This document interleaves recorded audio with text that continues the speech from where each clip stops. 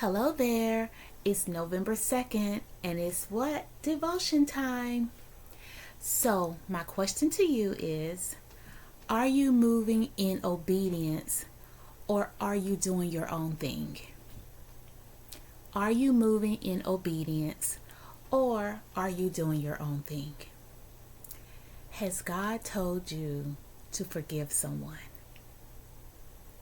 Has God told you to check on someone, give them a ride, take them to their doctor's appointment?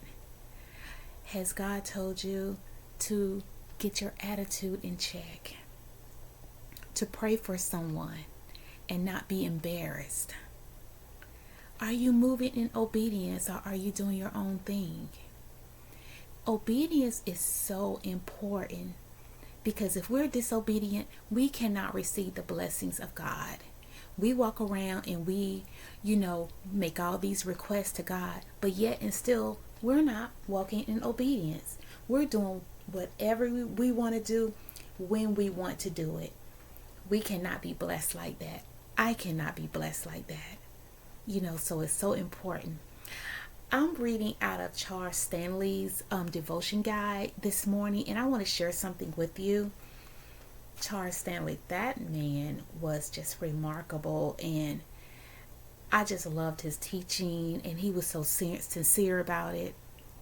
So I'm thankful that his family organization is still sending out these little daily breads, and oh gosh, you're talking about some nuggets. So I want to just read real quick about he entitles it The School of Obedience and just talks about trusting. Obedience comes from the foundation of faith, while most rebellion stems from a lack of it. That means we will believe God is who he says he is. Are you believing who God says he is? God says, I am. I am the first and the beginning. I am the creator of the world.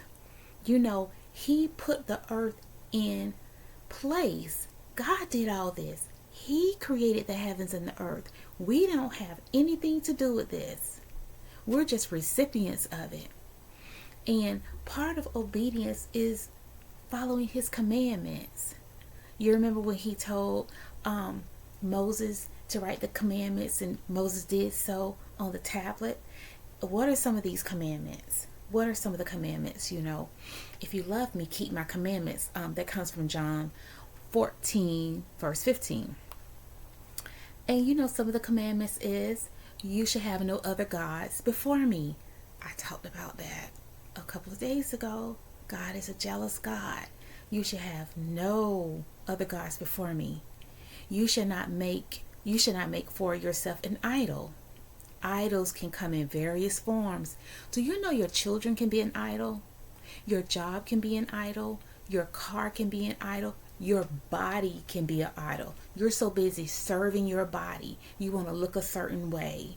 We're beating our face all the time. Nothing wrong with a little makeup. Nothing wrong with that. I love makeup. I'm a girly girl. As you can see, I'm bare this morning, but hey. You shall not misuse the name of the Lord your God. I catch myself with that one because we're quick to say, oh my God, oh my God. You should not misuse the name of the Lord your God. And I'm like, D, be careful with that. Be careful with that. Remember the Sabbath day by keeping it holy. Honor your father and your mother. Honor your father and your mother. You shall not murder. You shall not commit adultery. You shall not steal. You shall not give false testimonies against your neighbor. You shall not covet.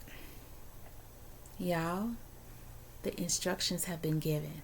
And some people may say, oh, that's the Old Testament. We're under grace. Yes, we are under grace. We are. But aren't these good foundations to continue to live by? Aren't these still? We just don't get rid of the Old Testament because we're not under grace. But that's a different discussion for a different day. I just want to, stop by and say, are you walking in obedience? Only you know. You know if God is placing something on your heart for you to do it and you're not doing it. It could be a business venture. God could be telling you, I want to open up the doors for you. I want to open up the windows for you. I want to expose you to wealth. I want to expose you to resources. I have so much for you, but you are allowing fear. Talked about this a couple of days ago. You are allowing fear to hold you back. You are allowing fear to keep you from sitting at the table that God has already set for you. What is God telling you to do today and you are not doing it? What did he tell you to do last year and you haven't done it? Do you know that we only have a season to respond to his word and it can become voided?